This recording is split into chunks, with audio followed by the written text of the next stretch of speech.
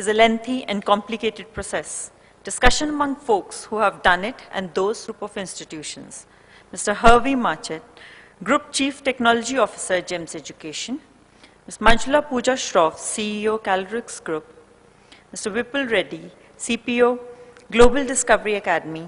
Mr. Chandra Shekhar, CEO, Jain Group of Institutions, and Mr. Prabhakar Rao Polansky, Chairman, Rouse Group of Educational Institution. He would be joining us a bit later. I would now, the session shall be chaired by Ms. Manjula Pooja Shroff.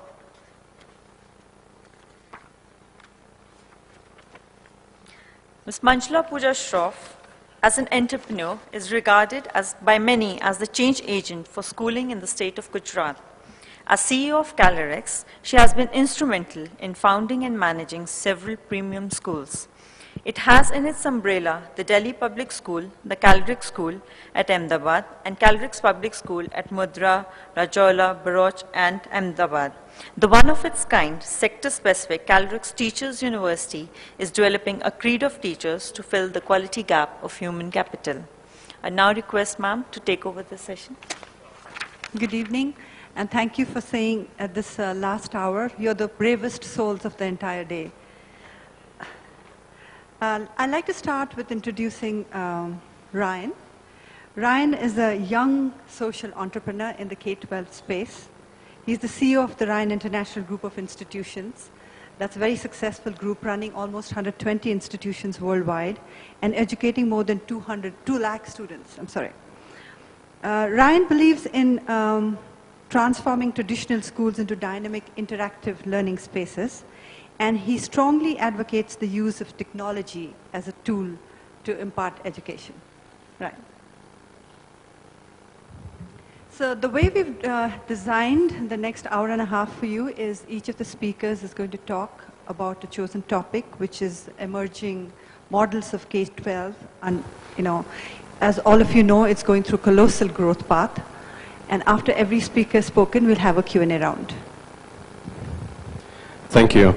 Firstly, I want to give God Almighty all the glory and for His favor and His blessings. Also to Digital Learning and Mr. Rajiv for inviting me and giving me this opportunity of being here. Thank you to my wonderful panelists. It's a pleasure being one of the youngest on the panel today.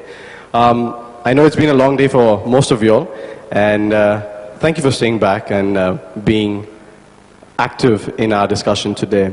I'm going to be very, very brief. I don't have a really long presentation. I know it's been a while that you've been in this room. All I'm going to say is that India is going through a lot of changes, as we all know. You all know it more than me. You'll have seen many more rains and monsoons, as they say in India. And it's a positive change. It's a positive growth. One of the great things about India is that we are the youngest nation ever in the history of mankind. We've got 500 million youth under the age of 25 today. And that is a fantastic opportunity. That is a fantastic asset for all of us as a nation, all of us as a community, to build a platform for our next generation, to really propel the nation all together. With that huge opportunity, huge number, there is a great need and a great demand for greater access to quality education. And because of the greater need of access and greater need of excellence in our education institutions, I think all of us need to really think creatively and really need to innovate in how we build our schools. If I could just, ponder upon what is a school, it's like asking, what is a family? What is a friend circle? What does a friend look like? What is a country? What are a group of people? It's not, you can't segregate or you can't really draw it on a piece of paper. It's really what is in your mind, what you experience. So a school, when anybody says, what is a school? Or what is a home? Or what is a hospital? Whatever institution you can think of, the first thing that comes to your mind is really a building or a structure, a brick and mortar. But really, a home is where you're loved. A hospital is where you're healed. A school is where you learn and where you experience and where you grow. So in today's time, as the need is changing, the aspirations of the youth are changing, and what is really needed in the country today is changing. Earlier, we had to build brick and mortar schools. We had to build buildings. But today, because of technology, advances of technology, we don't really have to do that. Yes, there is a need for it, but we could leverage the use of technology today and really reach out to a greater number of students, of teachers, of educators, of parents, of different stakeholders in our society today. Yes, there are new emerging models, as people have been talking about public-private partnerships. There are talks about how the segment of education itself of a school have been, in a set, segmented. You have preschools, you have K-12 schools, you have, pre-college centers. There are different aspects of education that have been there are different segments now, and that itself is a new emerging way of setting up schools or setting up centers of learning. And all of these things are needed. All of these new innovative thinking is really required. There is ample room, whether it be people talk about numbers, there is ample need of good institutions. And there is a lot of interest from all sectors of society. Everybody has their own motive of getting into education. As an educationist, I personally believe that education is the best sector to be in. And today in India, people who talk about education and healthcare being the sunrise sectors. It definitely is one of the best sectors I believe in, because whatever you invest into a school, you're not investing into a building, you're not investing into land, it's not your hard assets that sit on your balance sheet.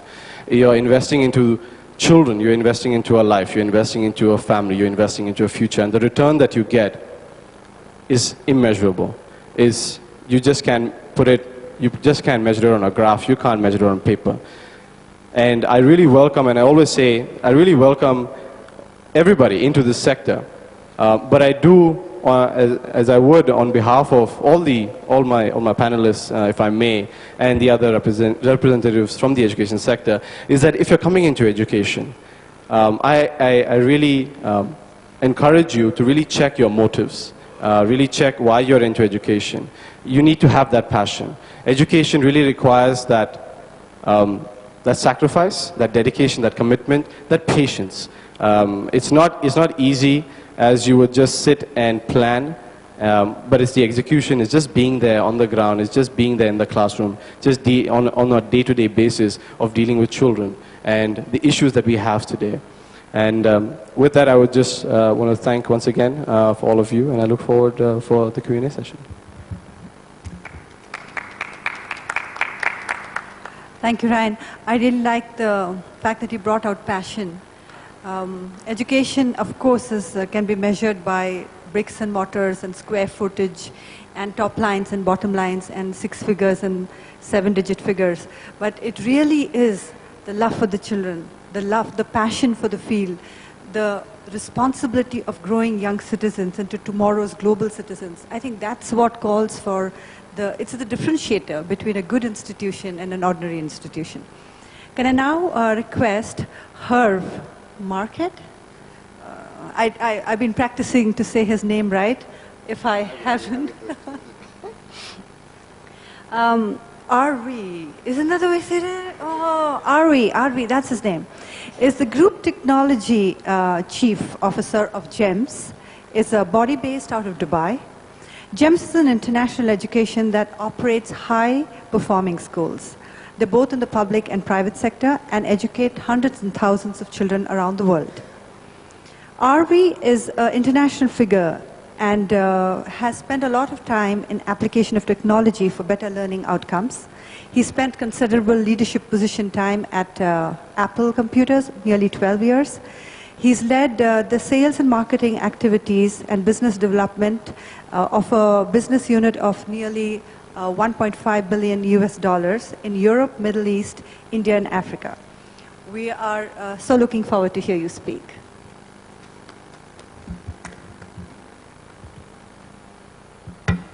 So I'm going to try to use a PC while I've been so many years with a Mac, so I've got some support. I'm the technology person, but I always need someone, so that's Hervé, yeah.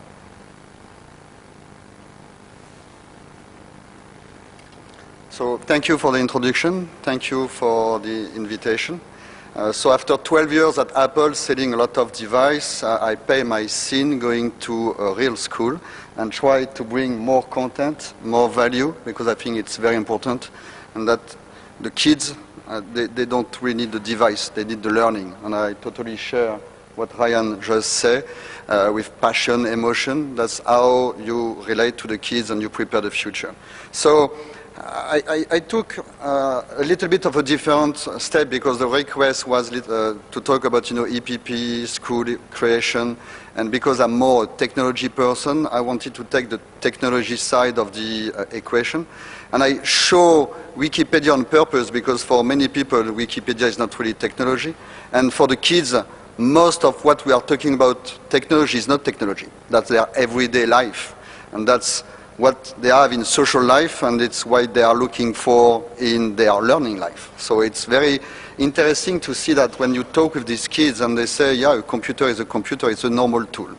So that's what I wanted to share a little bit with you.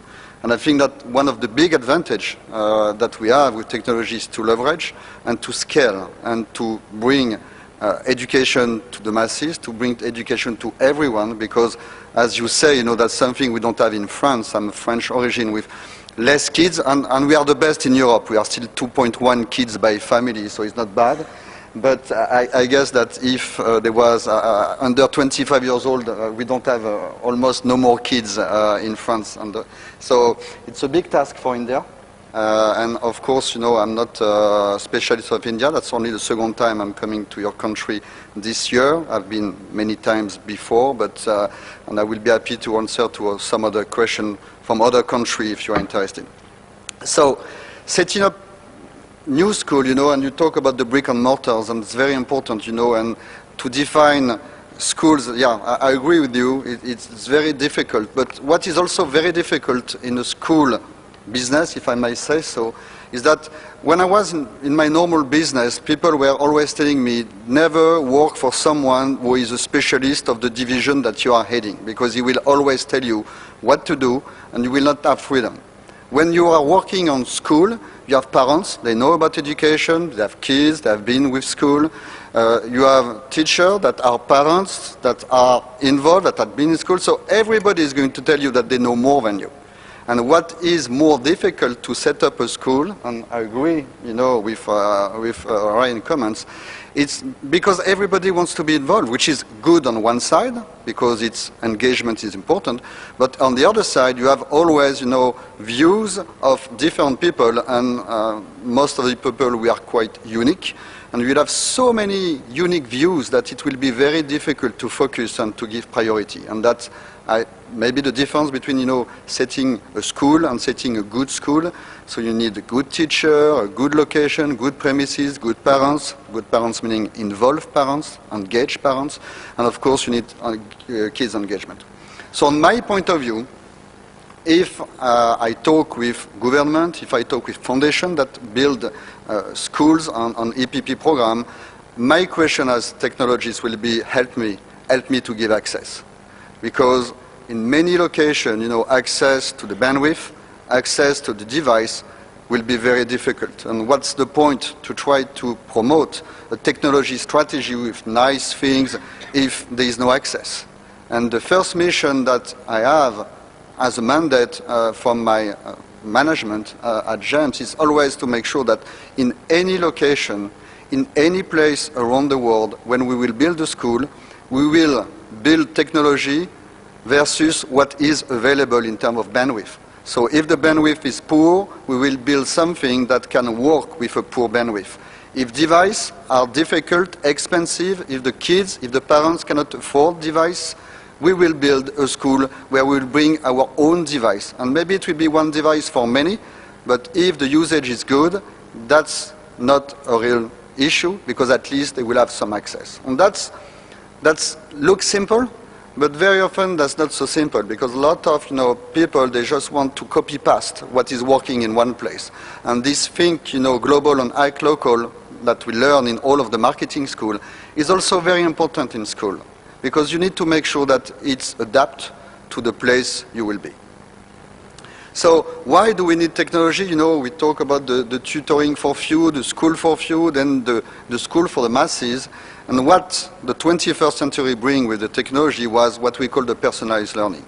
And personalized learning means a lot of things, but it's very, very important that it bring better education, different kind of education, sometimes more context, less knowledge. At GEMS, we are carrying, I believe, 8 different curriculum. And CBSE curriculum is very close to the French curriculum, quite different from UK curriculum. That was surprised at the beginning when I've seen when an enter in this market, I may say. Very different from IB. And each time you need to think about the particularity of each of this curriculum to make sure that we adapt the technology, the content, versus this different way of teaching and learning. But that we also bring new way to address, new way to engage with kids. So you asked me also to talk about promotion and branding, and I worked a long time ago in a company named Zenith, that maybe you know for the TV, but certainly not for the computer. And I like this tagline that was always the quality goes in before the names goes on. And that's important for everything we do in life. You know, if it's just to do marketing, there is no need. We are in a school, and we need to do good learning, good teaching. And then the brand will come. The brand is really something that we need to build on the second step. And why? Because we always need to have a why. And even in technology, you know, my boss, Mr. Sonivark, he is always say, you know, basic human right to decent education. And you can afford education or you cannot afford education. Our mission as adults is to make sure that each kid will have access to education. And there are programs, you know, in Ghana, for instance, that I was talking this morning, that we bring a lot of, you know, education to kids that cannot go to a school. But we find ways to bring them knowledge to where they are, if they cannot come to the big city. And there is, we can see that in healthcare as well. You know, in South Africa, there's this trend that is going around South Africa with some technology inside, and they bring dentists, doctors, and they are going to do it with education as well. So the brand, as I was telling you, is the top of the iceberg. And what is maintaining the iceberg floating, I may say, the top of the iceberg, is really all the things behind. And my job as the person in charge of technology is to make sure that not only we have the device, but we have the content, we have the usage, we have the experience. I think that 12 years at Apple bring me this customer experience, and that's always delight and surprise, and I want to do the same thing for the school. So what is behind the scene is really all the things that matter. And most of the people, they don't see it. Most of the people, they don't really care about the network, they don't really care about all of this aspect that is only known when it doesn't work. And when you set up a new school, it's very important, you know, with the government, with the local carriers, with people that can help you to build the best infrastructure, to do it right at the beginning. Because these kind of things, when the school is built, when the brick and mortars are there, sometimes it's very difficult, you know, to build that behind. So we talk about the recruitment challenge as well, you ask me, and then I will be happy to share some other things with you after this presentation if you have questions. But sometimes, you know, it's, can I afford the school? You know, most of the recruitment challenge are, can I pay for the school? Is the school for me? And here you need some communication. In Western Europe, I may say that the best competitor, or the fierce competitor, are the gaming and the music industry. That most of the kids, they are not interested by the school very often, and if the parents say them, do you want to go to another school, you want to change? No, they are not totally interesting. And I know that there is a big difference in the Indian culture, where I see in the school that I'm visiting in Dubai, for instance, the implication of the parents in Indian education is much more important than Western Europe. So I guess that you don't have this problem yet. I don't know if it will come, but I can tell you that in Western Europe it's a big issue. So, like everything is teamwork, you know, and there is very little place for technology in this aspect, is that you need to make sure that each one understands what he's got to do, and each one is involved in the success of everyone. And of course, technology needs to build is part of the equation.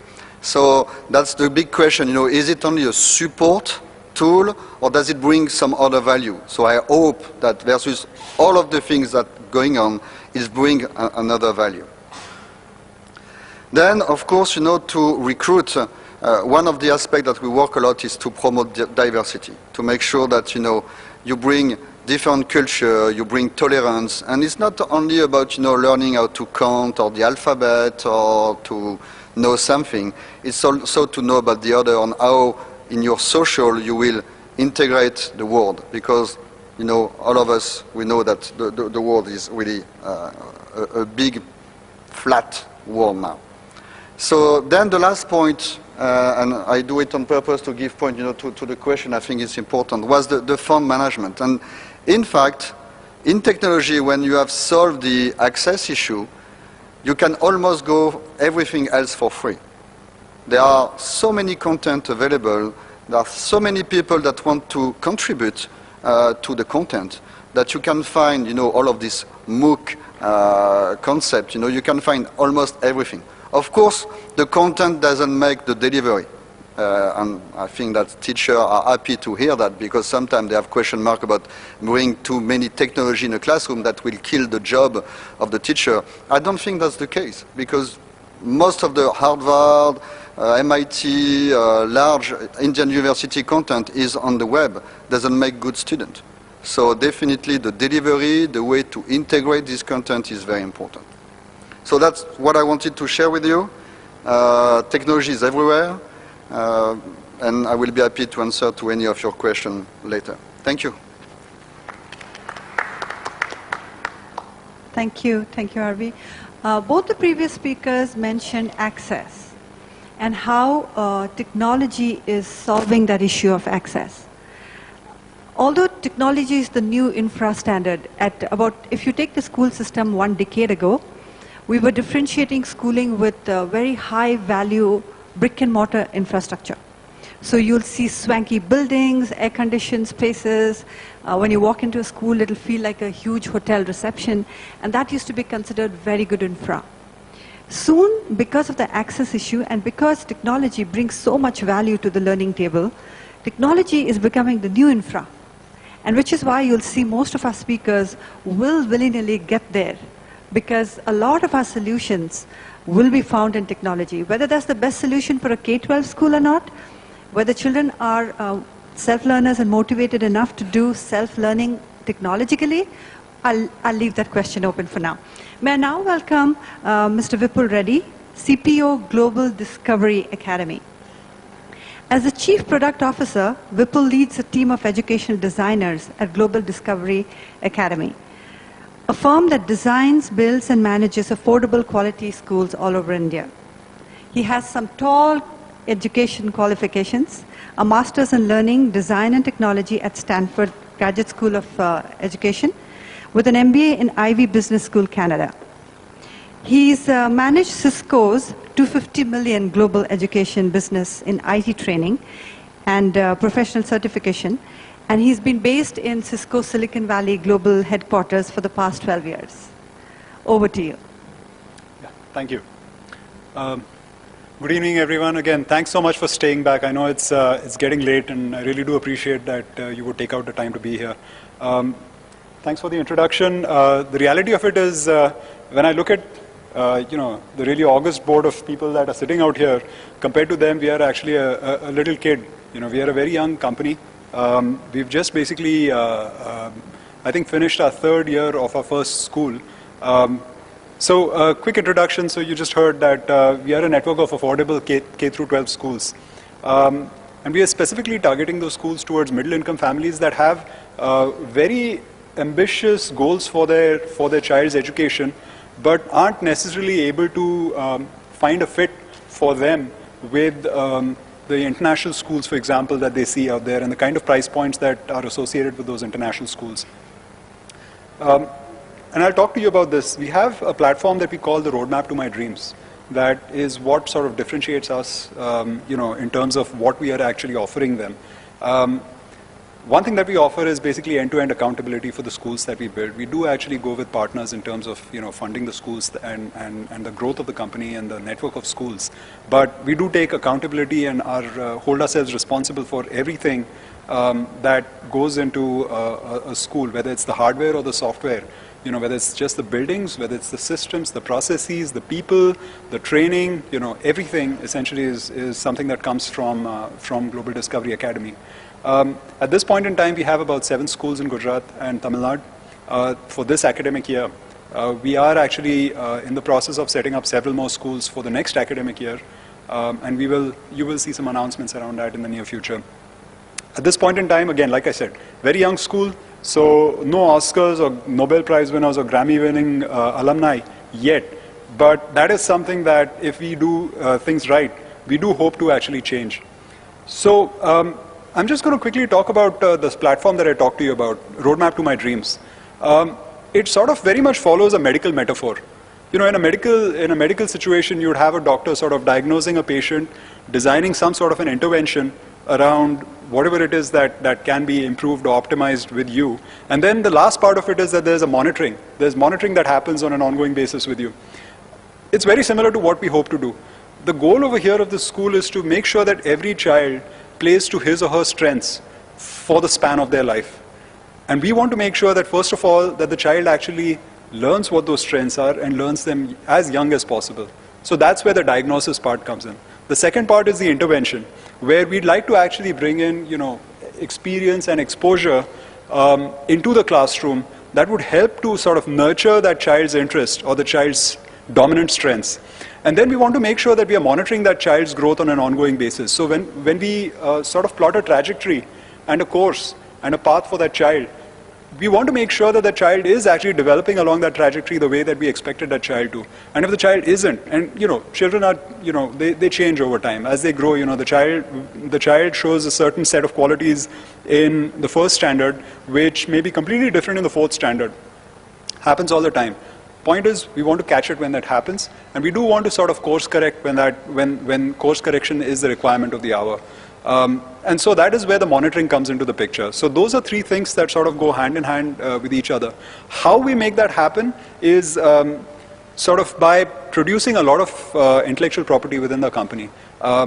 We do have a network of schools, like I said, that we set up.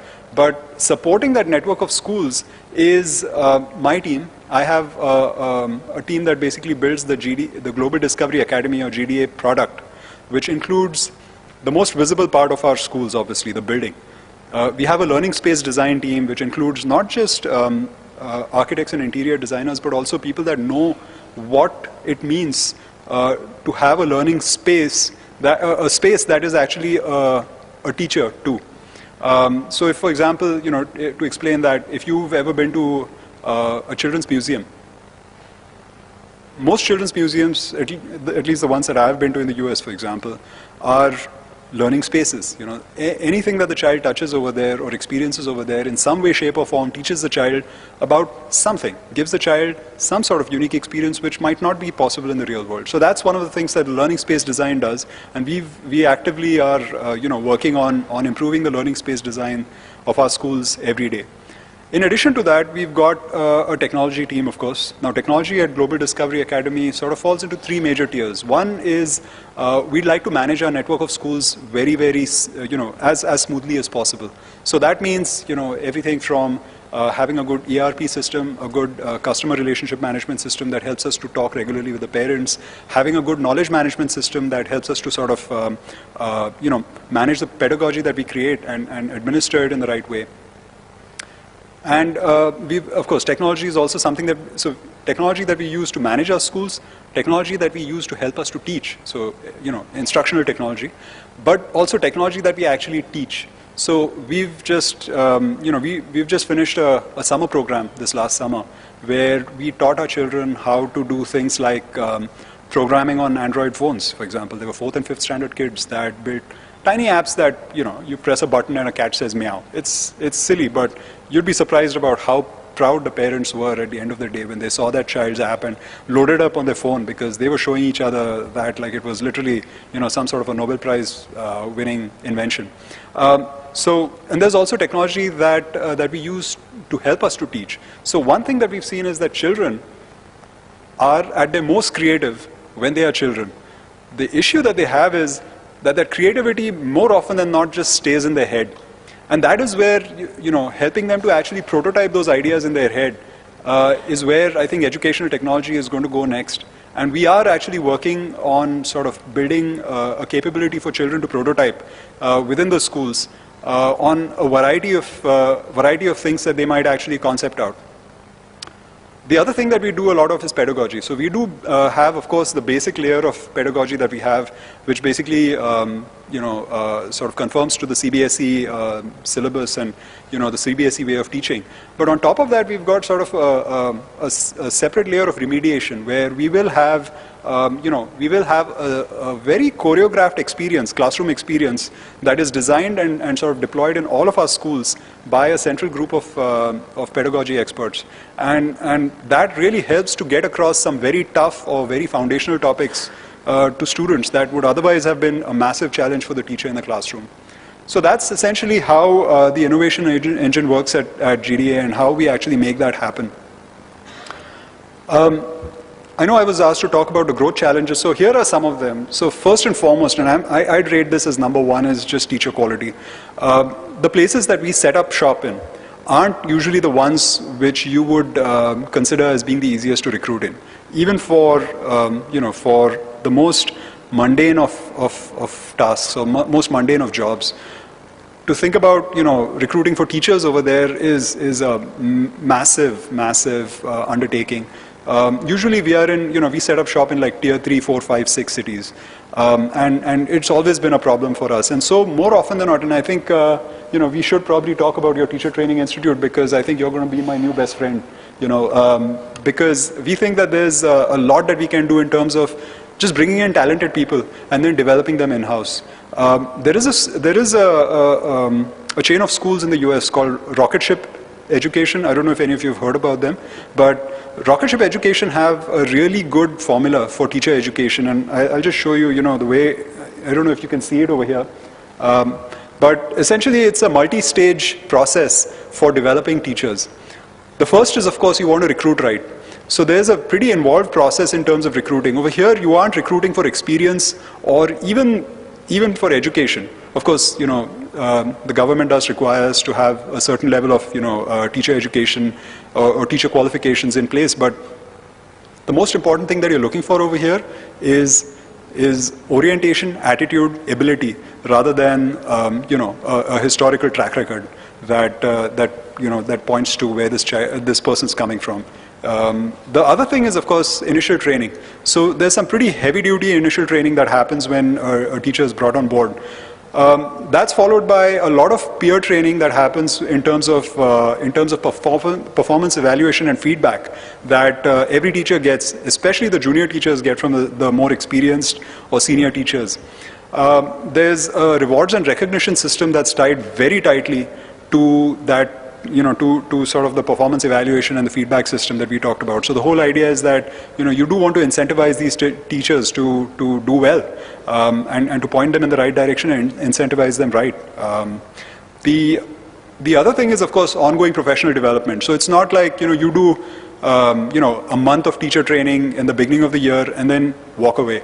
Because what inevitably happens is you've got a really galvanized teacher force at the beginning of the year, which, as the year wears on, you'll just see sort of a graph of enthusiasm that jumps up and then over the year just goes straight downwards. So you don't want that. You want this to be sort of a drip irrigation system where you're regularly administering, small doses of expertise, experience, and moreover, just, a little bit of sort of pats on the backs and just galvanizing the workforce to keep going.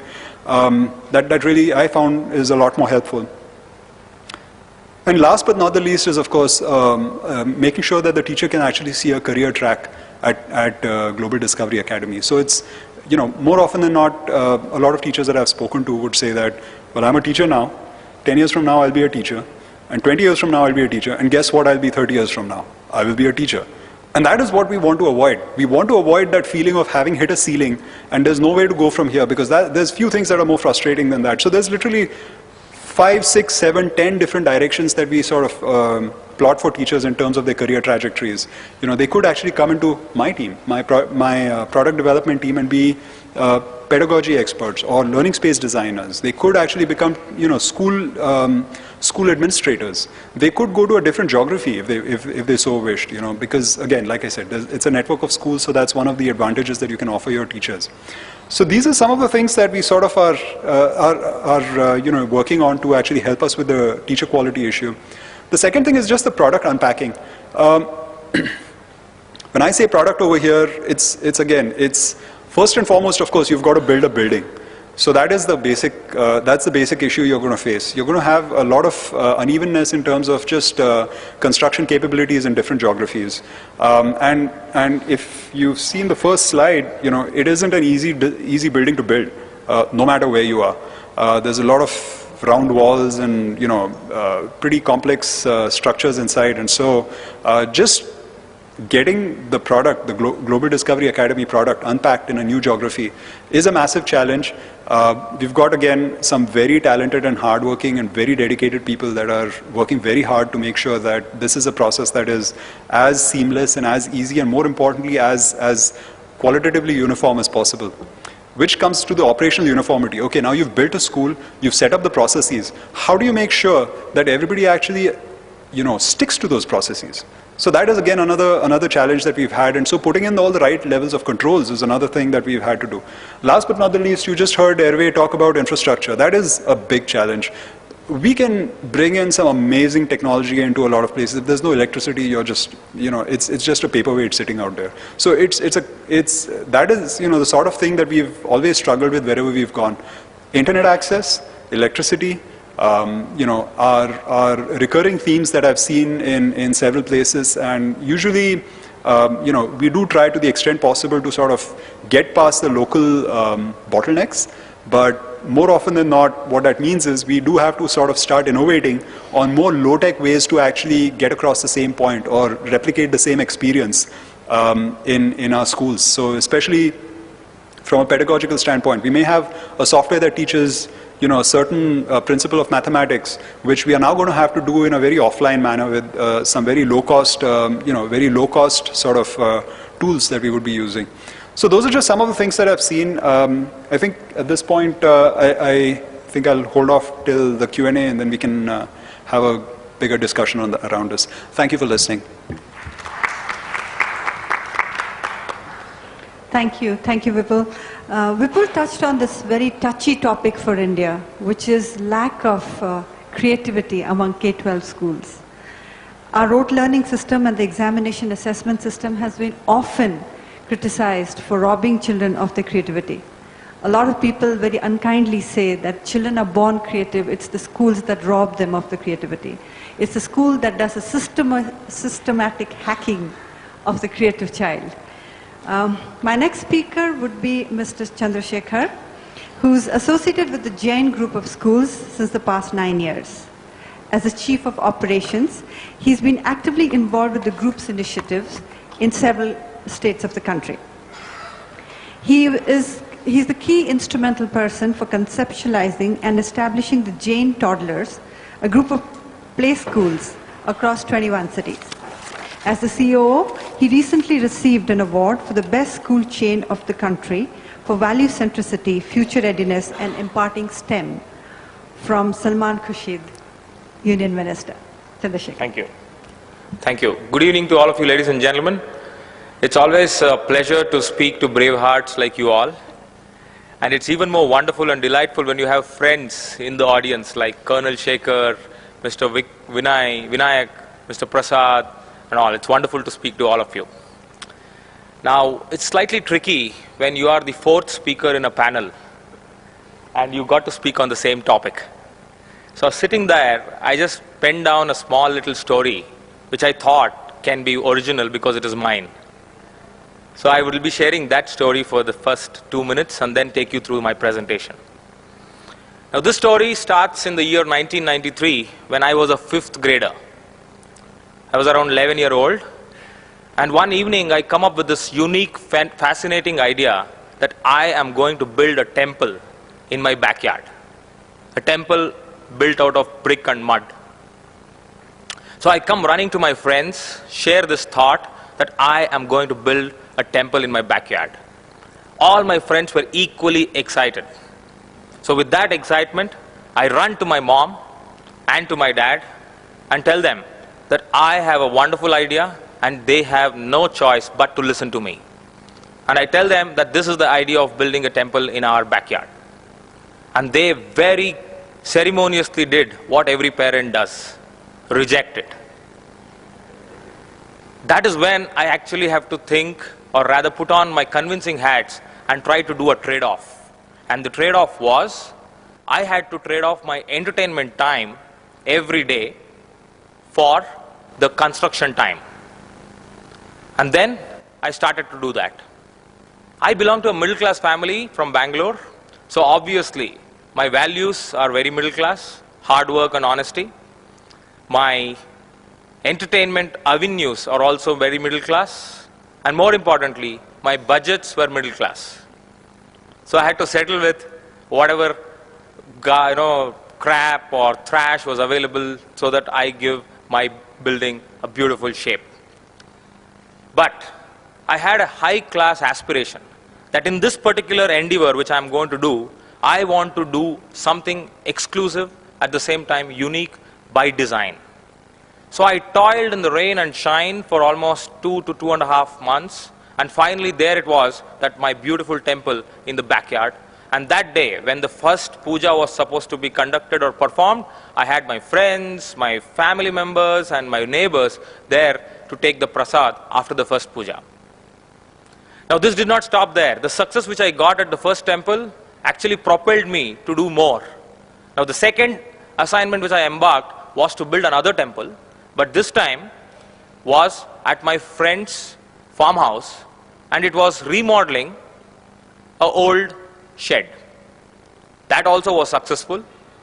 Then I went on one more step further, where I started giving consultation to my cousin in Mumbai to build another temple on the rooftop of his friend, where the temple was built for the cousin's friend's sister. Now today, when I was sitting and listening to my fellow co-panelists and also going through the topic which eINDIA Education Summit has given, that building schools or discussing models of schools, I thought there is a link, there is a connect. And I have just written down those connects. I'll just read it out. Let me know if you agree with me. Then building a temple, today building a school. Then parents were my regulators, today boards are our regulators. Then trade-off and convincing, today it's negotiations and MOUs. Then it was middle-class budget, today it is high-tech values or high-tech quality or high-tech education with heritage values. Then it was high-class aspiration of creating an exclusive design, and today it is world-class infrastructure with benefits and features to satisfy almost everybody under the sun. Then it was rain and shine which I had to negotiate and I also toil with. Today it is the uncertainty which exists outside in the environment. Now I further penned down 3 more concepts which all of us know. First, the greenfield concept, the greenfield way of doing a school, that is build your own school. So I built my own temple first time in my backyard. That was my greenfield temple. Next is the brownfield. So I went to my farmhouse of a friend and then renovated or acquired that particular property and then did a temple there. And third, which is now very popular, is the hybrid, which I did then in Bombay for my cousin's neighbor, which is managed by the sister. So the hybrid definition goes is somebody's land, somebody else is building or somebody else does the building, but finally it is managed by somebody else. So this is basically in a nutshell the concept of different models which exist in building a school. And today we are here to discuss this particular concept of the emerging models. Now before I get there and suggest you one model which I perceive is going to be the future, let me just take you through those facts which we already know and which has been spoken by my fellow co-panelists. What we know, that India is the teenager of the world. There is no doubt of this particular fact. and then there is statistics which supports in tons and tons of papers that 560 million people are under 40, and then 225, 230 million people are in the key education areas or years of 10 to 19 years. So that means we have a youthful, growing, dynamic population, which makes us the world's work engine in the next maybe 2 or 3 decades. We'll be there. But you see that line in fine print at the bottom? I will read it out for you. But only if we succeed to educate them. But only if we succeed to educate them. Let's look at the infrastructure what we already have. This is the current infrastructure. Schools K to 12, we have 1.3 million. In that, government schools 1.04 million. Private schools 0.26 million. Number of students 237 million. Actual intake 18 million. Additional requirement 200,000 schools. Now these are figures. If anybody don't agree to me, you know the source. You can go there. It's all taken from the Indian Education Sector Outlook, July 2012. This is the present educational infrastructure what we have. But look at that in the red at the bottom. Additional requirement of more than 200,000 schools. That's the requirement. And that makes absolute sense that we are discussing emerging models of school building. Now, having said that, it's also important that we spend little time on understanding the Indian education system. Indian education system always focused on those 2 E's. The first being expansion. When we got independence in 1947, our literacy rate was 17%. Today, it is said it is around 74%. So we've expanded. From around a handful of colleges to now 33,000 colleges, we have expanded. From around 30 universities to close to 700 universities, we have expanded. The next E is equity. Reaching out to every nook and corner of the country, irrespective of caste, creed, religion, and more importantly, gender. Now, when we got independence in 1947 at 17% literacy rate, it was said that 8% and only 8% of it belonged to the women. 8% of women were educated or were literate. But today, out of the 74%, it is 65% of women who have been educated. So there is equity, or the Indian education system in term has come a long way from 1947 till where we stand. But in focusing on this expansion, in focusing on this equity, are we by any chance or by all chances neglecting the other 2 E's? The other 2 E's is what ought to be. The first among the next 2 is the employability. Outlays has to match outcomes. We all are spending tremendous amount of money, resources, energy in building educational institutions. But what is coming out, is it matching the requirement in the society? In fact, in my previous panel, I heard people discussing about it, and this UGC representative was kind enough and candid enough in understanding and accepting that yes, this is a challenge which we need to focus more upon. So the employability factor has to be taken care. We do not need degrees, we need education. And I want to share a small incident which happened with John F. Kennedy. When he was invited to Yale University to honor with the doctorate degree, at his acceptance speech, he said, "I am deeply honored that I have been given this doctorate degree. But I wish later, sooner than later, that I got the education from Yale." So it's not the degrees. We have n number of degrees, or we can get n number of degrees against our names. But then are we getting the education which really matters? And is that education propelling employability? That's the question which we all have to answer when we are considering building a school model. The next E, which we also have to focus upon, is excellence. Now this is very easier said than done. What is excellence? I have also gone to one of the premier management schools, Indian Institute of Management. There are some of the wonderful management, technology, design, law schools in the country, which actually stand out when you talk about India as a whole. But is that enough? Are these islands of excellence floating on a sea of mediocrity? Jack Welch very clearly says and very candidly says, if the rate of change inside an institution is less than the rate of change outside, the end is in sight. I repeat it for you. If the rate of change inside an institution is less than the rate of change outside, the end is in sight. So it's time for all of us as educators to sit back and look at, are we really focusing upon excellence in whatever we are doing? That's the most important thing. Now coming to my story or our story as Jain Group of Institutions and the model which I have to suggest or to put forth in front of you.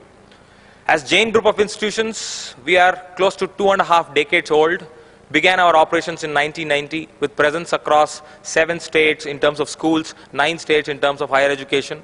We've got presence in different parts of the country. The list is there. It's all on the website. But what is important here is if you pick up those cities which are represented on the map, you hardly find a Bombay or a Delhi there. You will find Bilaspur. You will find Korba. You will find Shumoga. You will find Hubli. You will find Tirupati. You will find Kadri in Andhra Pradesh. That's been the focus. Focus for JGI has always been transforming potentiality into reality, making real learning and real fun possible, and also enabling everyone to have a capacity and an aptitude for learning, for exploring, and for imagining. And we personally believe and firmly believe that we got to go where it actually matters, and that is where you got to serve. So this is, in a nutshell, the presence of JGI across India. And this is something which I want to talk about. Brand, land, and hand. These are the enablers for schools. You got to have your brand. You got to have land. That's absolutely important and necessary. And then the most challenging thing, which my fellow panelist has already put forth, the hand, the quality manpower. Now let me take you through how we do it in JGI. Coming to the brand part. We are an educational conglomerate offering cradle to career education. You name any course under the sun apart from medical education we offer, be it life sciences, business studies, accountancy, management, performing arts, engineering, architecture, law, or even certain niche courses like fire and disaster mitigation or aerospace engineering. And our alumni, we have alumni of which we are proud of, we can proudly boast about them. Robin Uthappa, Pankaj Advani, Shikha Tandon, Nisha Millet, Rohan Bopanna. These are students from our cradle, from our stable. So they have made us proud. So that's the brand JGI brings to the table. Talking about land, yes, it's a challenge. We have few owned lands, but then we are always looking out, and one should always look out for disowned lands. What I mean by disowned lands is there are a lot of people in the market outside, be it government, be it private landlords, who do not want to own those lands and just sit on that. They want to disown it in terms of long leasing it, or then trying to enter into a partnership where they want some ready, regular source of income.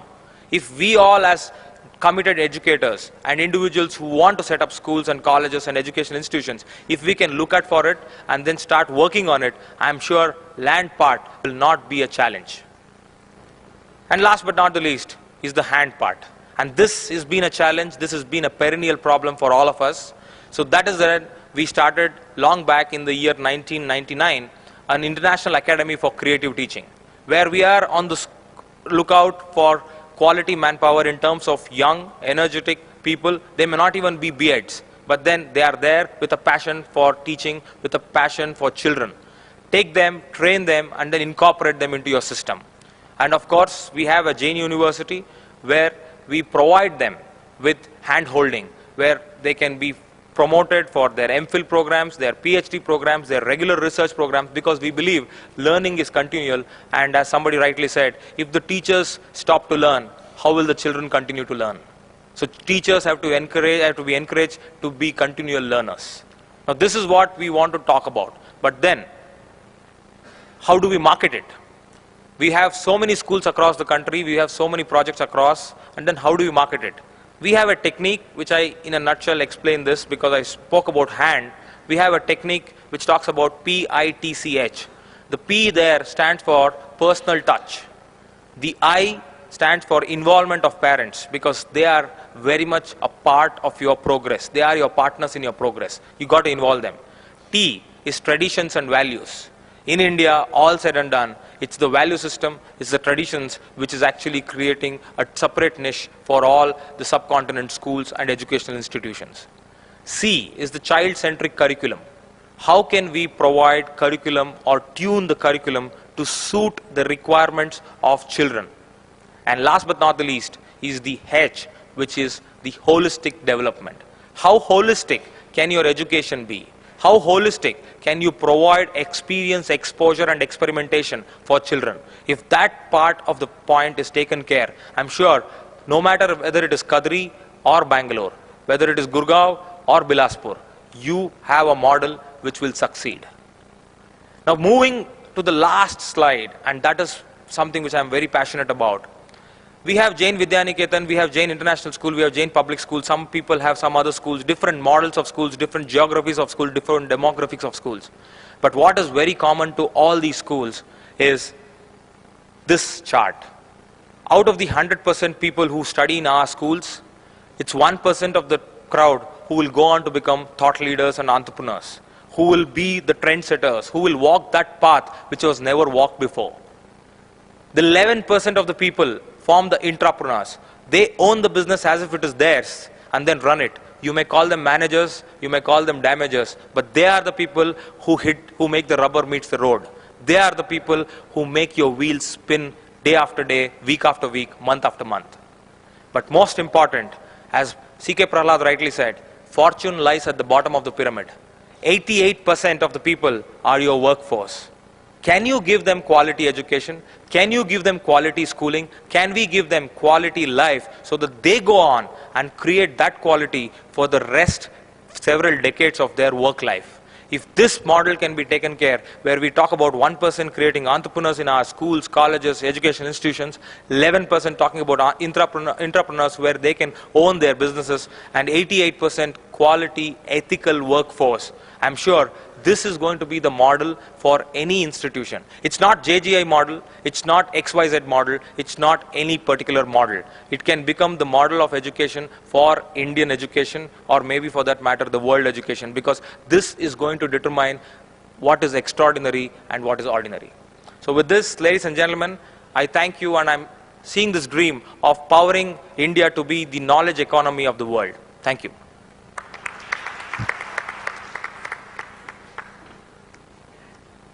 Thank you, Chandrasekhar, for illustrating what we earlier said, that creativity is important in learning. I like the way he began the story and built it into his presentation. I also want to highlight what he said about the difference between being educated and just gaining a degree. They're not the same. The degree may get us the job, but it's the education that makes us the right human being. With that, with your permission, if I can take about 10 minutes and make my presentation, and then I'll open the floor for the Q&A.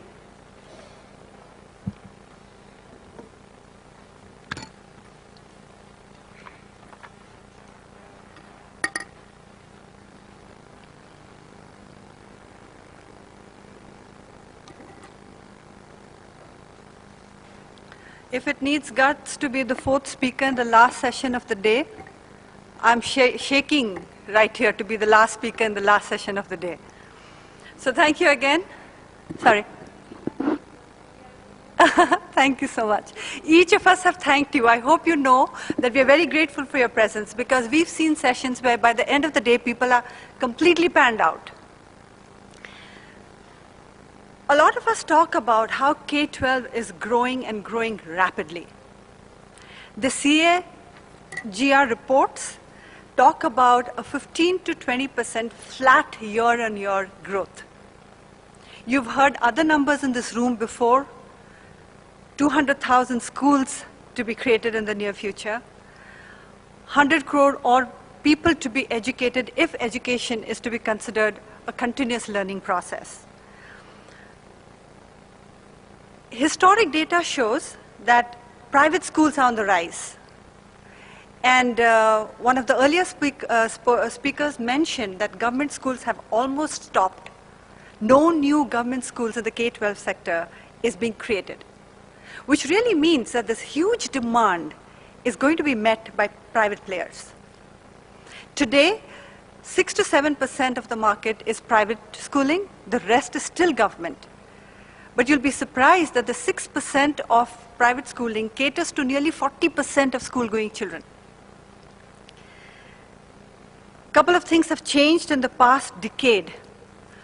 With the onset of IB schooling, fees started to be in the range of 6 to 13 lakhs a year. Before that, as Indian parents, we were used to paying measly 100 rupees because grant and aid schools took 100 rupees a month. It's the IB school system that helped bring about quality because a middle-income group parent started to look at school fees as an investment. And soon, not that 200 rupees IT deduction is of any significance, but at least the income tax started to say that school fees is a deductible expenditure. I represent Calyrex from Gujarat. We work in the entire vertical from preschool to university. And if you study any sector strategy reports from education, the #1 requirement of this country is teachers training. If you're going to create 200,000 schools, who's going to teach? The hard reality is none of these school students that everybody here sits and runs wants to be a teacher. No urban child wants to become a teacher or adopt teaching as a career. So how are we going to produce quality teaching staff who are going to be in charge of handing over education? It just cannot be technology. It cannot be design. At K-12, a teacher is a role model. A face-to-face teaching is very critical for young children. But we don't have teachers. We don't have anybody recruiting for teachers. The teachers university that I run has semi-rural intake, does not have urban intake. And you know the technology term, garbage in, garbage out. We run a 4-year program. How much value addition can you do to a tribal student to put him to an elite school as a good teacher?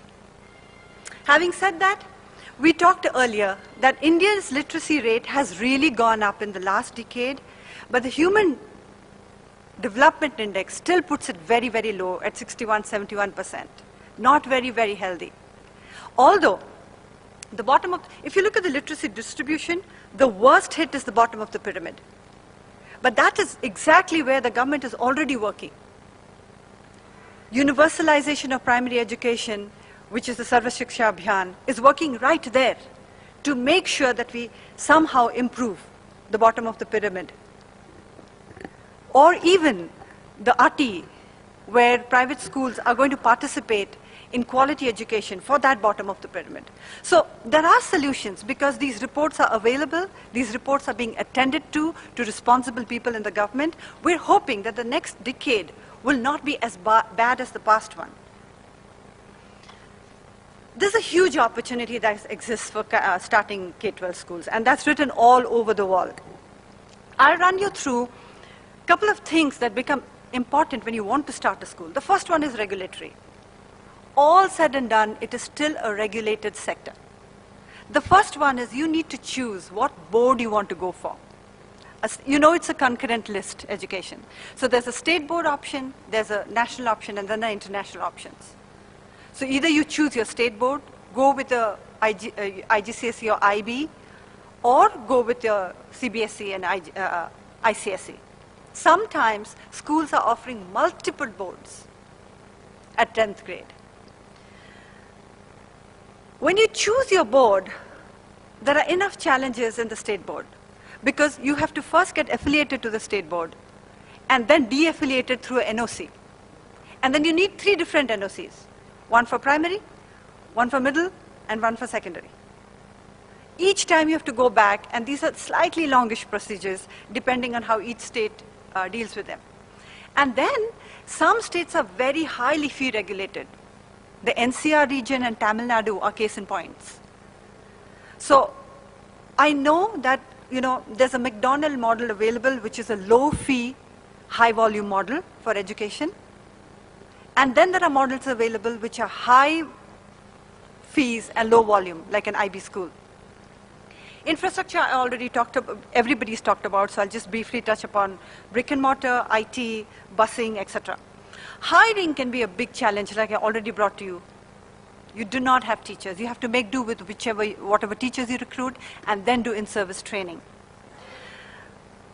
If finding a good teacher is a big task, finding a dynamic principal is like God has stopped manufacturing dynamic principals.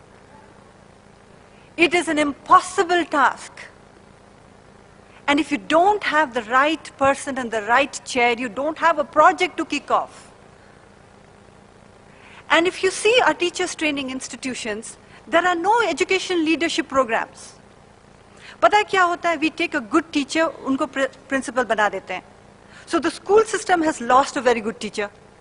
And this teacher has no administration experience. So she is struggling and learning on the job. We went on to a parallel method where we said we will bring an MBA person and he will be the administrator. And the principal will be the academic in charge. So the school started to have two parallel leaders, an administrator and a principal. And they were constantly at loggerheads. And the job of the trustee was only day-to-day solving problems. Ego hassles and all of that. You know how it works, right? So finding a principal who's a manager, who's a visionary, who's an academician, who's a customer-centric person, who's a student-centric person, not there. And then everything else on one side, academic excellence on one side.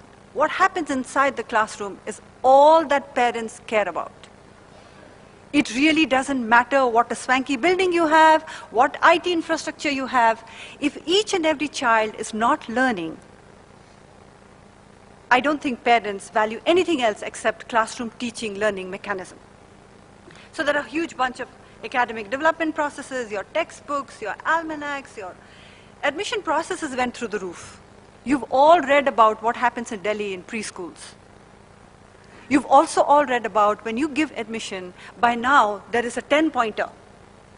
There's hardly any flexibility a school has to give admissions. There are 10 pointers. बच्चा कहाँ रहता है, उसके parents क्या करते हैं, transferable job है कि नहीं है, girl child है कि नहीं है, sibling है कि नहीं है. You do the 10 pointer, you do a descending order in Excel sheet, your admission process ready. This in a nutshell is the education sector. So you have your preschools, K-12, ICT, which is, the educoms of the world have shown that there's a huge sector out there. Vocational, a lot of us have discussed the lack of skilling in the country, and of course higher education, which is the most regulated sector. The key challenges are lack of infrastructure in our country, access, all of that we've talked about once, lack of teachers, dropout ratios are still very high, and as we all ramp up, children are still begging in the street, children are still doing labor.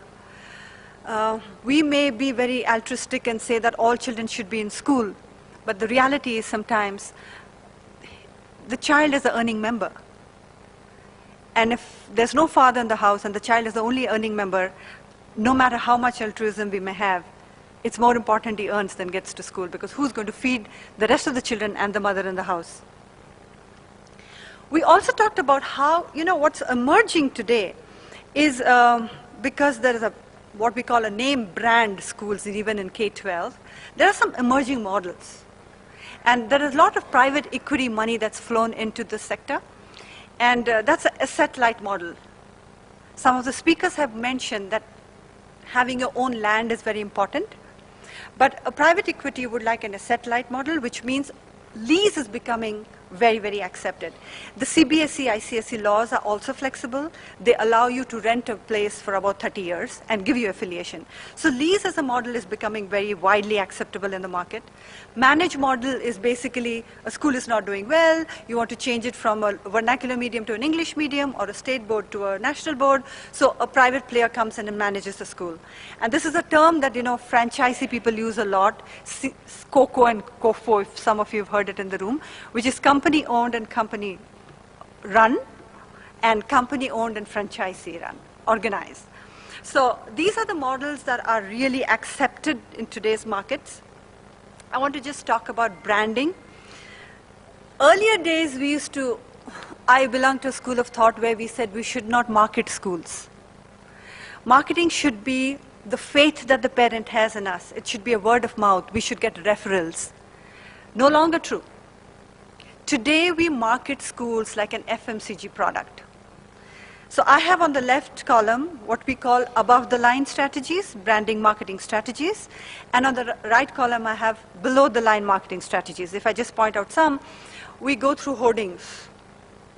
We do leaflets in the newspaper. There are signages. There are mobile road shows, TV scrolls, TV advertisement. Name it, we do it. Below-the-line strategies, market surveys, all kinds of competitions, door-to-door campaigning, plying your vehicles with your names, meeting. I've seen people marketing in malls, parents' workshop. Like I said, it's a product today. Dr. Veera Gupta mentioned that money is no longer a dirty word in education. So we've broken all barriers. We market like any new product. I mean, companies really do have a launch budget. When you enter a new city and you have to launch the school, there's a huge launch budget. That is a strategic decision that is outsourced to people, image builders. So it can look something like that. My last slide. Money can come in through, to create a good quality K-12 school. What does it cost? 20 crores? Easily? Easily upward of 20 crores. And no individual can pump in that kind of money. So the money has to come from an external source. The best way to grow that anybody will tell you is debt management. Take a bank loan, mortgage your property, and then build. But you know how bankers are? They will not give you money when you need it. If you have the money, they'll give you money. जब बारिश होती है ना, they will not open the chhatri at that time. So it becomes difficult for people to get started on debt. But that really is the cheapest way to grow, because at the end of the day, you're growing at, your cost of finance is about 10%. And, goes up to 12 or whatever. But if you go through equity, you get the money faster. Venture capital, angel broking, equity funding. These are all options for entrepreneurs. These are funds that will come to you when you don't have the money, because they trust you as a promoter. They trust your capability, and they want to see growth. But that's slightly high. It will put your cost of finance will be around 16, 18, 20, 22, 28, depends on what they can negotiate with you. So that's a high end. It depends on where you are, but those are the opportunities. In conclusion, I will say that education is a sunrise industry. They're going forward the next 5-10 years. There is no looking back. There's a huge demand. So if you're thinking of getting into K-12, you should. But I will ask you to check your intention. This is not a field that will give you very quick returns. It's capital intensive, it's high gestation period. It's very gratifying if you love children and if you have a passion for the job. It's extremely gratifying. But it plays out long. It's a game that you have to hang on for 10, 15 years before you see real results. So check your intentions. If they match with the industry intentions or the growth of the industry, this is a great place to be in. Thank you so much.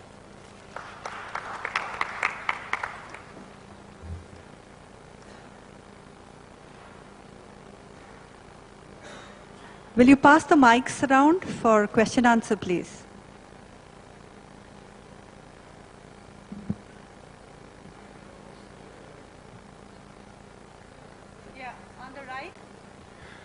Actually, since morning we are talking about the quality education.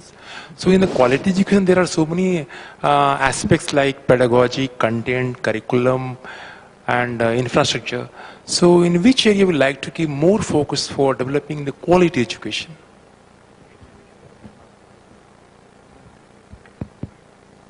I think there's a lot of very hard research that says that the single biggest factor that influences the outcomes of a student in a classroom is the quality of the teacher. There's a lot of very hard, incontrovertible, research-based, evidence around that. And so, honestly, if you really want to change the quality, focus on your teacher. That's the one thing. If you change, you could change a lot. All the other stuff put together will not make anywhere near as much a difference as a good teacher would make in a classroom. So I would say that would be, I don't know what your opinions are. I totally agree, and if I can just add to that, we're talking about technology, we're talking about infrastructure, we're talking about all of the things. If you have children, you're busy at work, right? Earlier there used to be just television. Today you'll come home, you'll give your smartphone, or you'll give your tablet to your child or whatever, or they're playing with kids. But the only way the child will really grow is for your input into your time with your child. And for children in school is their interaction with the teacher. The teacher today is not a silo of information, but is more a facilitator. And you need really good teachers as guides and facilitators so that the children will be headed in the right path. So I totally agree with you. Having great faculty is key. Can I add something? I don't know if this microphone's working. Yeah, it's working now.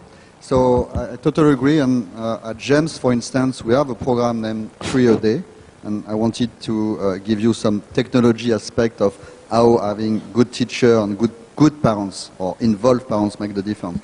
And we have these small apps that every week or every day, depends, the parents, how they want to have it. You have a push. And they receive 3 tips that every day you need to ask to your kids, how was your day at school? So then maybe you will start an engagement of discussion. You need to have, this sharing of what have you done. And in fact, on these small apps, we send to the parents the topics of the week. So they are straight on the point. So they don't only to ask, what did you do? They will know, you met with the president of India. I hope it's a president. So, and how was it? And how was the discussion? And I think that it's not only to wait that we have good teacher and good parents, it's to use also the technology and give some small things that can be received on any phone. And that's an example of really quality education. I have one question. What is the difference between a teacher and good teacher?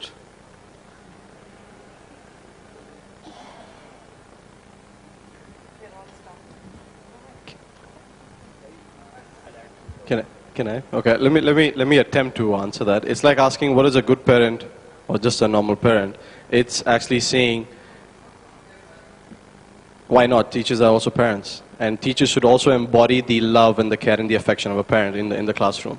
So it is actually how the child really grows is how you measure how good is the teacher. It's the outcome of the child. It's not whether the child are passed or, by how many marks, but actually how the child has grown. That's how we measure.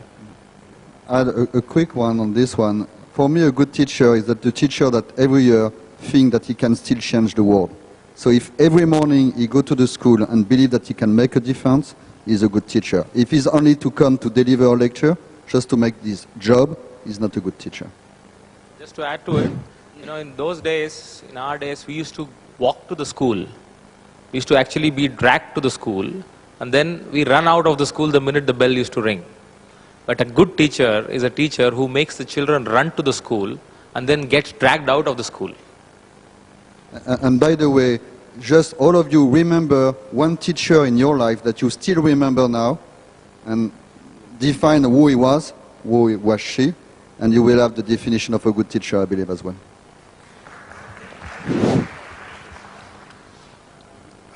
I am representing Uttarakhand Education Department for the panel. One thing is, I believe that the private players in education are living in a world of isolation. Why I say so? Because there is no connection between the researches and what is going in the government sector. The support institution government has created like NCRT, NUPA and state SCRTs. They have no connection and no collaboration with the private organizations. So this is creating a gap. The quality of instruction is like a working of machine. And because the teachers are not equipped with the skills and they are not equipped, backed with the research findings. So do you have to say something on this? This is one question. I will ask for two more questions. I'm going to vehemently disagree with you over here.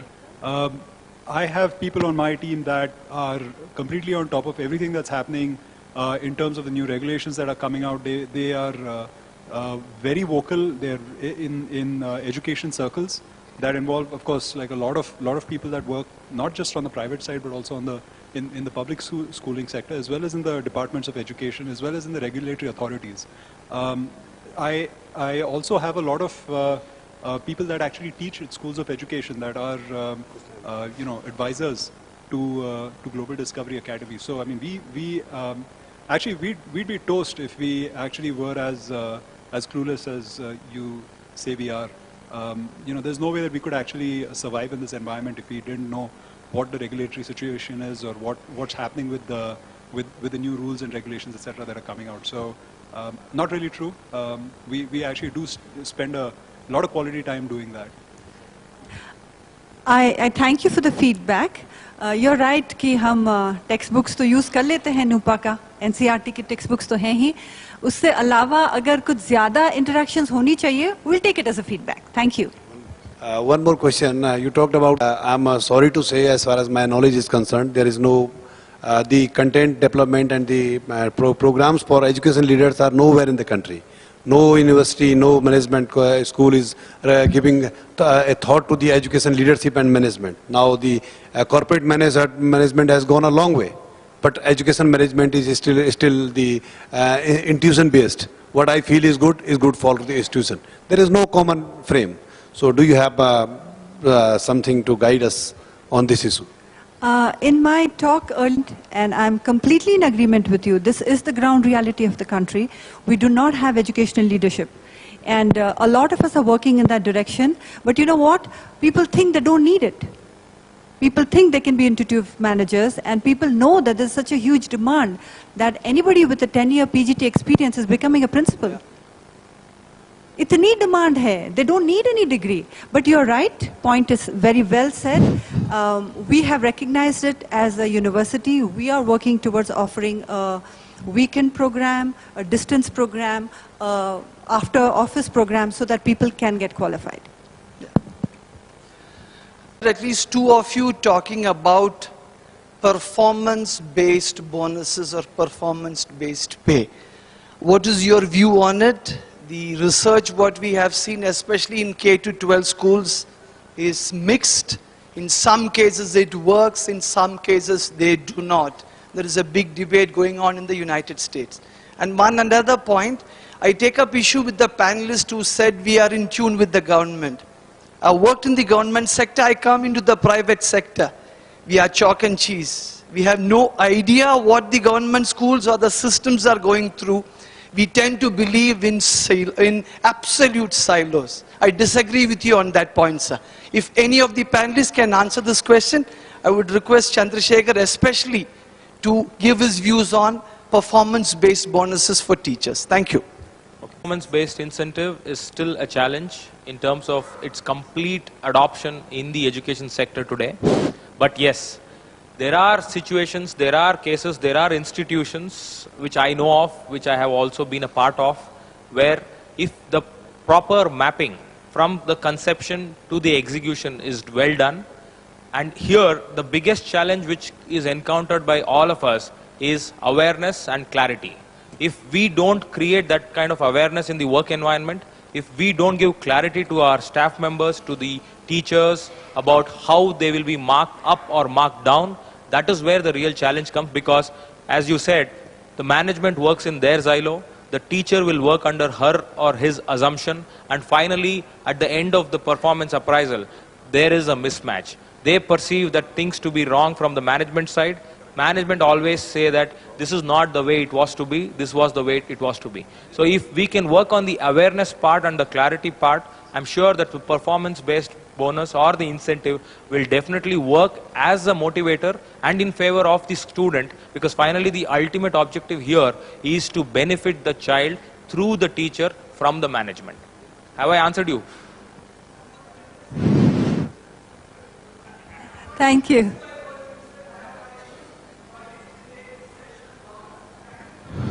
Thank you. Here is one sorry, question from my side to the young panelists. I very much agree with one of the teacher ultimately gives the quality of transaction that is happening inside the classroom. It's very much true. But one thing I would like to ask you that the graduates and postgraduates, the cream of graduates and postgraduates are going to the cream professions, and we are getting buttermilk. So how to transform this buttermilk into cream? What steps can you? First and foremost, that's a fun. I'm going to be very neutral because I'm going to give you an answer for France. And I love my country. I've been out of my country for 16 years, but we are governed by 2 schools. So if you go via these 2 schools, you are the head of your region, you are the head of large company, and my country is going down under, just under. And I think that's a big issue only to recognize, and we are talking about diploma versus education, and I think there's few things on this one. First of all, is that we know that, but we still all want to go to this top school. Why? Why? Because that's a recognition that everybody needs, and it seems that it needs to be recognized. And what people don't understand is not because you are very smart at 25 years old that you are very smart at 50 when you are governance, when you are managing things, because it's totally different. And this long life learning is very important. Give chance to the people to go back to school at 25, 30, 35 years old is very important. And I think that one of the answers is to have this big school or other school to reopen doors to all of the students. But we are certainly out of the K-12 discussion. The second element that I've seen also in my countries is that you need to have jobs for people. If the people, you know, they are educated but they have no jobs, then you have a kind of a terrible way of living in your country, and your country is going down. And I think that was somebody who would talk about that, you know, about the jobs. And it's very important. So I think we should all recognize that to have a top degree is something, that's good, but doesn't make the difference, and we all have to accept it. You know. If I can just add to that. Firstly, on a very candid note, my dietitian has told me to stay away from buttermilk and cream, all fatty stuff, because he's very upset with me putting on a lot of weight. But that said, we really want the cream of the crop. But the real situation is, it is difficult to get really, talented, but talented in what sense? Not just qualified. It is that what we were talking about, that good teacher and a great teacher. You know, the one that is really committed, that really wants to make a difference in the future through that particular child. There is no real solution, an easy solution, a one-stop or one-day or overnight solution. It is a fact that we all have to work together as different stakeholders. And, you know, definitely even when we go to our schools, the great thing is that some of our alumni who have been our students have graduated, they have worked a couple of years, but then they have come back as teachers within our own schools. That's something for us is very rewarding, because they've been a student of that particular school, or they have been a student of another branch and they've come back, and they embody the real vision, mission, and even the culture of the organization, and that passion that they share that comes out in the class. But I also ask some of our parents, you know, saying that, how many of you want your children to be this or that or that? And I would lay this question out to all of you out there, parents or adults in your family. How many a time have you encouraged your children to become a teacher? That's the question. And I think, you know, everything starts with a small step, and it really starts at home. So I'm from VIP's International School, sir. My question is, as we have the senior faculty who are more experienced, but there is a gap between senior faculty having experience and being prone and exposed to the IT technology which is coming into the school and education. So these senior people, they are very hesitant to adopt, or they go to some IT solutions. And how do we bridge the gap between the experience and the IT technology? Yeah. If I may, see, it's a challenge. There is no doubt about it. In fact, a couple of months ago, the Hindu newspaper read a nice, attractive article which says, teachers who do not use technology, or rather technology will not replace teachers, but technology will replace the teachers who do not use technology. That is, teachers who use technology will in turn replace those teachers who do not use technology. So this is a fact, and nobody can deny this particular fact and disagree with this. But then, having said that, all of us, be it in whatever stream of education we belong to, as management or as teachers, it's something which is for us to start consciously recognizing that this is here to stay. And if I have to be in tune, I got to use it, and I got to be there to use it. So that first step has to come from the teacher, and of course the management, the entire environment around must conspire to make that happen.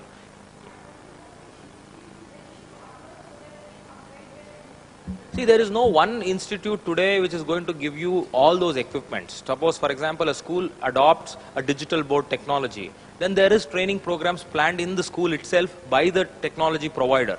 Similarly, somebody employs or adopts iPads or applications. Obviously, the one who delivers or develops it will be there to help you. But the interest level from the teacher, from the school should be there. It's a must. If that is there, obviously you will be getting people who can provide you that. I couldn't agree more over there. 99 out of 100 times, it's more of a mindset barrier rather than an actual technology problem. You know, it's not like the technology is difficult. It's just this mindset that, oh my God, I have to deal with technology. So what we found useful is actually where you've got reverse tutoring, where you've got the younger people who are like very tech savvy, actually reverse tutoring the senior, the senior instructors. So we've had like some unofficial buddy programs that we've set up, where the senior instructor will teach the junior instructor about how do you teach, and the junior instructor will teach the senior instructor about how do you teach with technology. And so it basically becomes a very,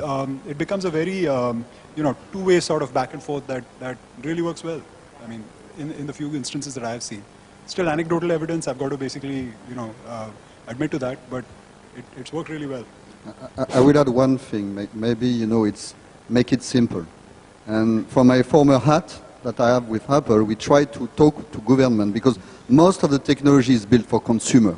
It's not really built for education purposes because it was not for a long time a large market. And this kind of company, the Samsung of the world, they go where the money is.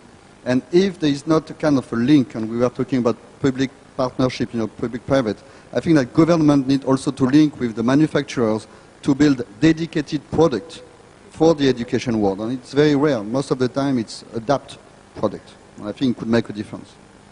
One or two last questions.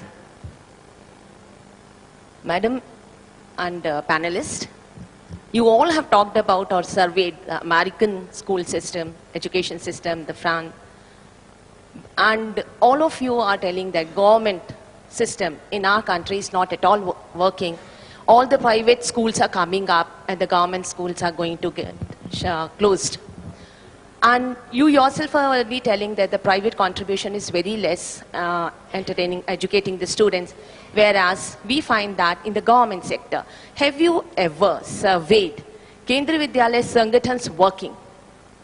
That I would like to, each one of you, rather than going outside of the country and taking up the service, please do. Here there is a great institution or the organization where whatever the problems you are telling, I think so we are able or we are capable of handling it so well.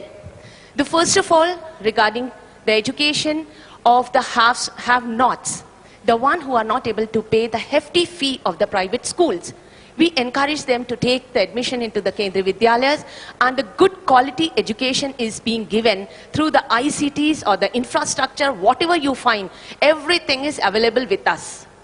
Secondly, regarding the quality of the teachers, sir was telling that we churn buttermilk But I feel this analogy is very correct because buttermilk doesn't contain the fats and it is very good for the health. So therefore the teachers what we are getting, they are the best in quality. After that, those teachers, then the PGTs becoming the principals. Here, it is not an automatic promotion to the principals. Again, there will be interviews, there will be a written test, and after all those things only, they will be promoted as a principals. So therefore, the management qualities of the principals are also there, and they all are running the schools very well. Recently, when the results were out, and when there was a comparison of the results, we found that the KVS stands second after JNVs. And all the private schools, they were after us. That means there is something in Kendriya Vidyalaya which you all should see. You should see and try to emulate it. Because all the other, whatever we are talking about, the American system, the French system and all, but they may not be applicable to our indigenous system. And I am proud to be an Indian. As sir has told, he is proud of France. Similarly, I am proud of an Indian, as well as I am very, very much proud of a Kendriya Vidyalaya Sangathan. And here we have so many friends of Kendriya Vidyalaya who are sitting here, who all are running the schools very successfully. Yeah, definitely with the support of the government. So therefore, government is doing a lot for the education system. That is Sarva Shiksha Abhiyan, which we are talking about, where the education is spread to each and every nook and corner of the country. This could happen only with the support of the government. And it's not. You are targeting the middle class people. We are targeting the have-nots. The socially, those who are not very well off, then we are targeting, giving them the best education in the world, and then afterwards we find that these children are really, they are doing well in the society. So I feel that you people must survey it. If you have got the manpower, survey how the Kendriya Vidyalaya Sangathan works. Thank you. Thank you. Part of the question. Let me first put things into perspective here. I don't know, or rather I would like to tell you very clearly on behalf of all our panelists that we don't, or we have not made any statement that the government schools are not performing. In fact, they are on the verge of closing. They are being closed. It is only the market will be taken up by the primary. Your colleague over there mentioned the ACER report. In the previous session, he mentioned the ACER report that talks about all the schools closing down. It has nothing to do with the panelists, but thank you for your comment. But anyway, let me just take you through one of the slides which I projected, which says the present educational infrastructure. If you can just listen to this. Present schools in the country today, K-12, 1.3 million schools, out of which 1.04 million schools are government schools. 0.26 is only private schools. So there is nothing taking away from the fact that the KVs, the JVNs, the other private government schools are not performing. And at the same time, having said that, if the KV Sangathan is successful, if the Jawahar Navodaya Vidyalaya Sangathan is successful, or other institutions are successful, then why another Sangathan is not come up? Why it is not coming up is what is the debate about. So we started from 23 schools and today we are 1100 schools. I agree, ma'am. I agree. This year we are this year we are celebrating our golden jubilee. From the last 50 years we are working very well.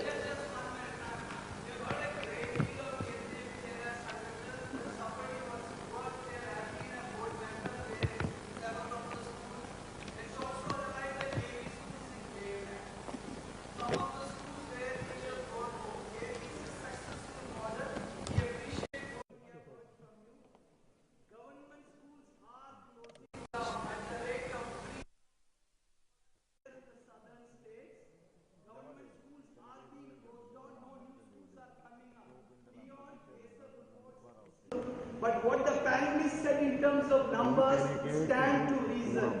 40% of our students are in private schools now. We must understand that. Thank you. Thank you so much for the intervention. If I can get a little creative, since this is such an interesting audience, after the Q&A, may I take your permission to have one more panelist who got delayed and could not join us earlier? Dr. Rao, please come on stage. His dedication and honest service to education sector has made him synonymous to quality school education. Born in a poor family in a remote village in Warangal, he rose to the level of an educationist in the state. He's now spreading his schools through franchisee networks and knowledge share with experimentation of others.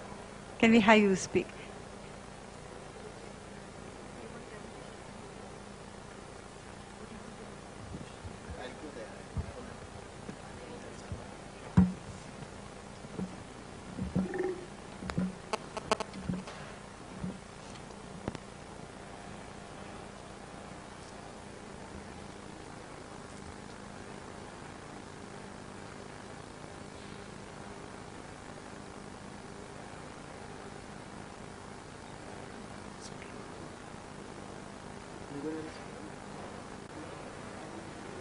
I'm really sorry that to make myself present here the late hours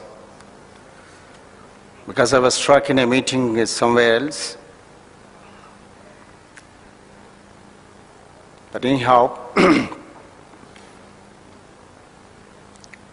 regarding the opening of a school,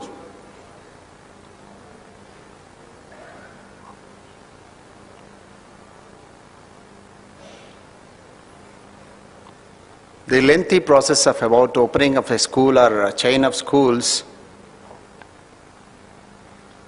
the topic is very, very interesting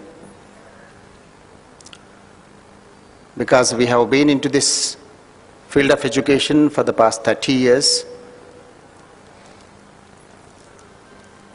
We have been experiencing the problems with the government.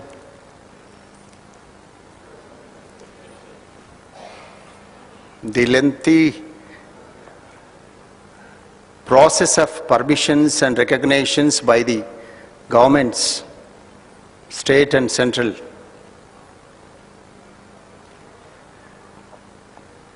It's a really worst situation in our nation. I don't know why these people do not believe the private organizations to make it and to give the beautiful education to the students of this nation. Starting a school, it takes a lot of time and money and support of the parents, financial